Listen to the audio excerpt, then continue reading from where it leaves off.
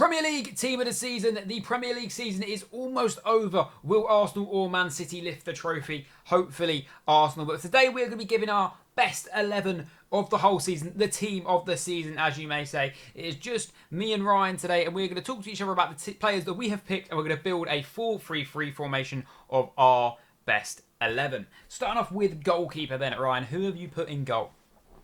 I'm going to have to go with Alisson. Okay. I think Liverpool have had a good season, like overall. I know it's dropped off at the end here, but I think Alisson's an integral part of Liverpool. So yeah, that's fair. I've gone a bit different with this one. I've gone with Jordan Pickford. I believe as a goalkeeper, he has been very, very good this season. I don't think this is Alisson's best season in a Liverpool shirt. Raya's got the most clean sheets, but it's just not him. Pickford's second at Everton, second most clean sheets at Everton, and he has been a big reason for them clean sheets.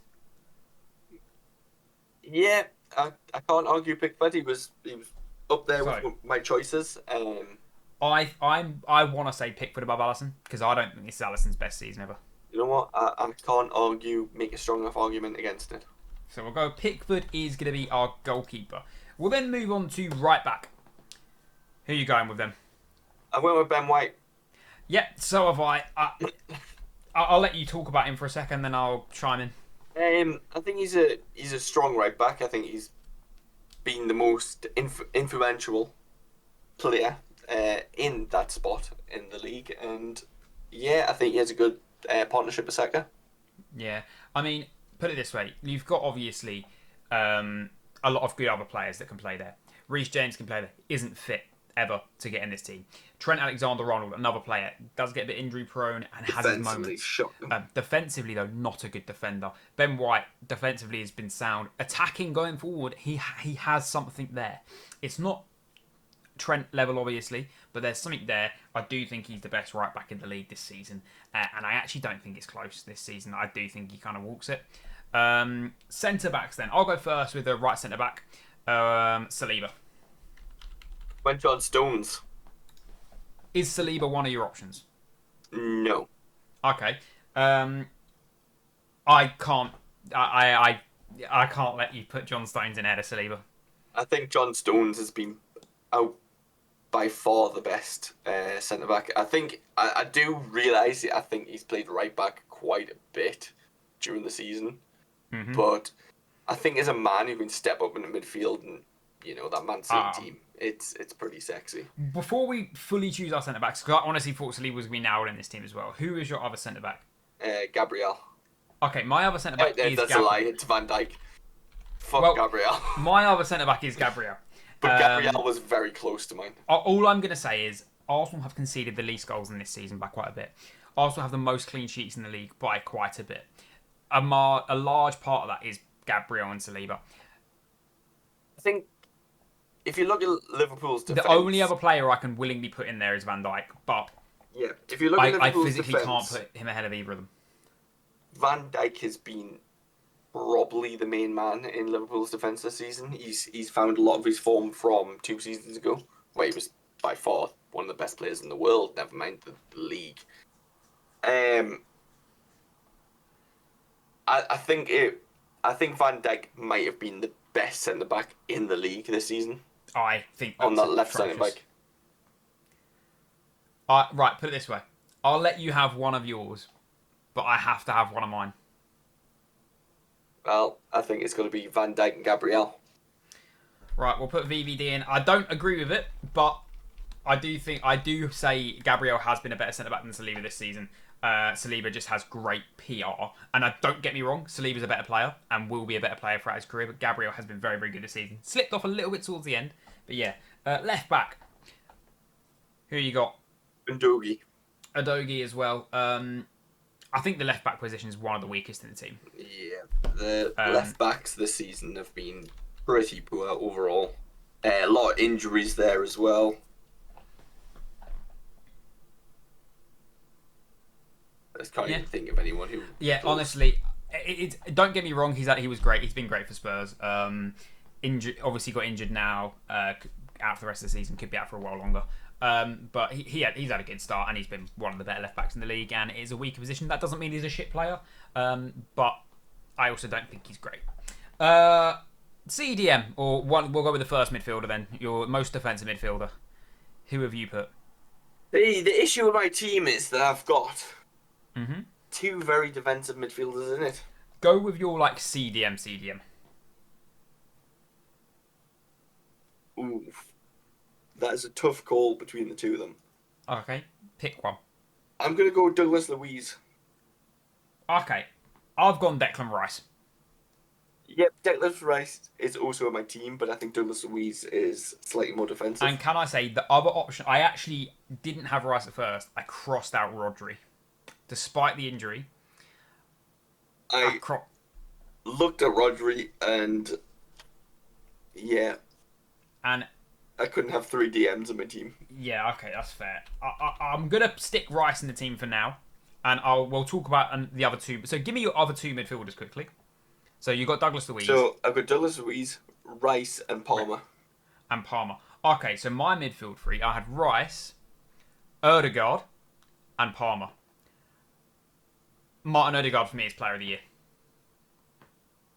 I think it's just hard to look past Palmer's goals for Chelsea. I agree. I do agree. Which is why I put Ødegaard and Palmer in. But I do. If you tell me now who's had a better season, Palmer or Ødegaard, Martin Ødegaard.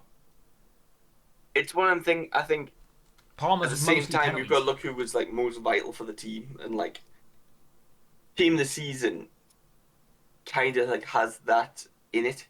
And I think that's Ødegaard. But recently he's been ridiculous. Chelsea's team has just been awful. But look at the penalties. Look at the amount of them that are penalties. Yeah, but at the same time he's got like 9 penalty goals. He's second top goal scorer from 20 goals or 19 goals and 9 of them are penalties. Yeah, mate, that's still a good return. He scored less open play goals than Havertz. That's fine, but that's still. Well, I mean, he is in my team still, but my team's kind of like more like this. Not that you can see right now. Actually, I can't know if you can. I don't know if you can see my screen. I honestly think Ødegaard and Palmer would be a fair shout ahead of Douglas Luiz. I'm gonna argue that we're gonna play 2 cams. Fuck the formation. But what I will say about Douglas Luiz is he's been one of the best players at Aston Villa this season. A team that no one would have said would have finished 4th. And I feel like he deserves some props for what he's done. I agree, but Declan Rice has had a better season than him. Well, and Declan Rice is my DM in the team. The issue is Declan Rice is my midfielder. Yeah, I know you've got him. Douglas Luiz is my CDM. That's kind of how they both play. You know? Right, okay, well...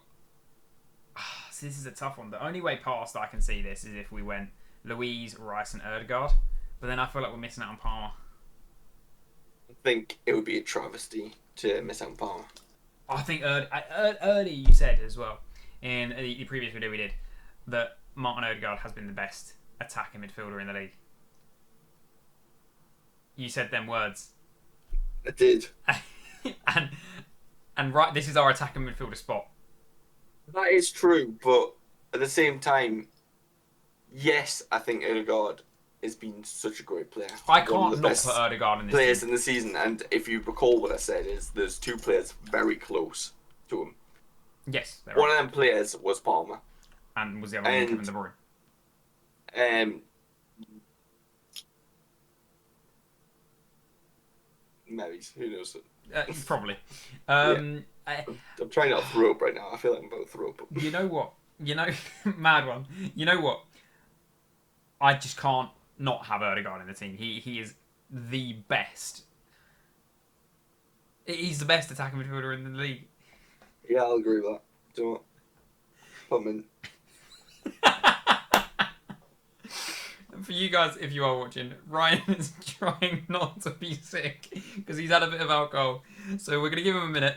But while that continues, what I will say is we're gonna go to attacking midfielders. I don't think Douglas Luiz gets in this team in the nicest way possible. And don't get me wrong, this formation is a bit skewed. But obviously Palmer, the season he's had lots of goals. He's scored a stupid amount of goals. He's been great for Chelsea, don't get me wrong. I'm not going to slag him off at all. Been a great player. Yes, most of them penalties, but he has literally carried them through patches and he's keeping Pochettino in a job as things stand. On the other hand, Rice is coming to Arsenal, 100 million price tag, big name to live up to. He has lived up to that name. And Martin Odegaard, in my opinion, has been Arsenal's player of the year. And if you're Arsenal's player of the year in a team that's fighting for the title, you're pushing the team, you're the captain. He's been the best attacking midfielder in the league this season. We've both agreed with that. He has to go in the team as the attacking midfielder. Formation is a little bit skewed here. But, you know, that doesn't matter. That doesn't matter too much. There's other players we could put there. But moving forward then, I will begin the left wing position without Ryan. So Phil Foden is my left winger. Yes, I know he doesn't necessarily play left wing all the time, but I was trying. I had to fit. I had to fit Odegaard, Palmer, and Foden in the team, to be completely honest. So Phil Foden for me is going to be starting on this left wing. It's a bit of a skewed team. I know that already before anyone wants to say anything. It is a bit skewed. So we've got Foden, we've got Palmer, and we've got Martin Odegaard. I don't know if Ryan's put that, but I'll fill in my last two players, and when Ryan gets back, we'll talk to him about that. On the right wing, we have got Bukayo Saka. This could easily be Mohamed Salah. It could be. He's been a great player, but his team's fallen off. He's fallen off towards the end of the season. Saka, on the other hand, he's been there, obviously, 20 plus goals and assists.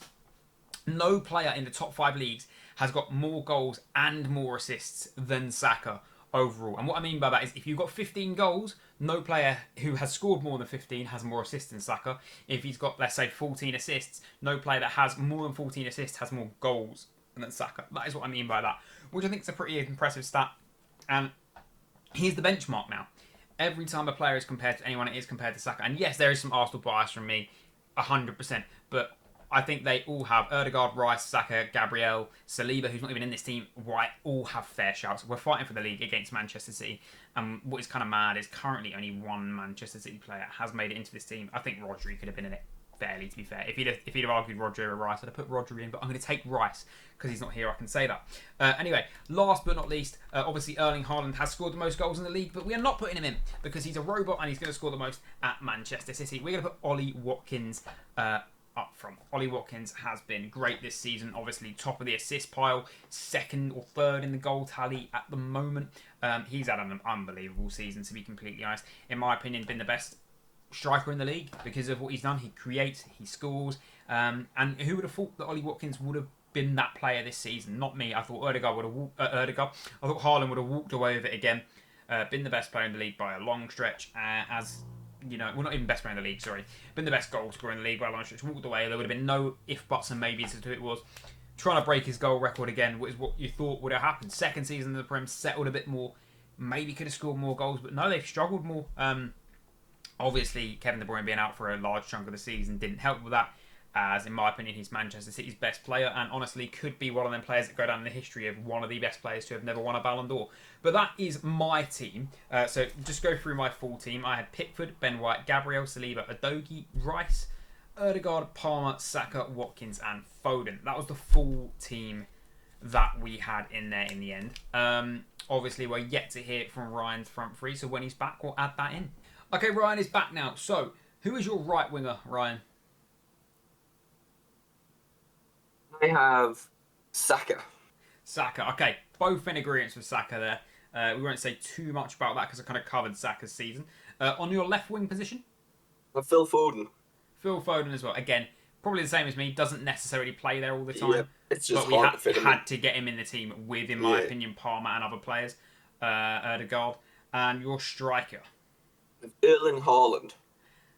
A disagreement. Ollie Watkins. Yes, as much as I respect Ollie Watkins, and a very strong candidate. Erling Haaland's been injured for was injured for a big portion of the season. And he's still the top goal scorer in the league. But Ollie Watkins has the most assists in the league. Yeah, but I feel and like... only one goal behind. I think it's 1 or 2 goals behind. I thought Cole Palmer was second in the scoring charts, and I thought he was 5 behind. Ollie Watkins is... Oh, wait, yeah, no, my bad. Yeah, sorry. So he's 1 behind Palmer. So he's got 19 goals. Erling Haaland has 25 goals. But then Ollie Watkins has got 12 assists. Erling Haaland, on the other hand, does not.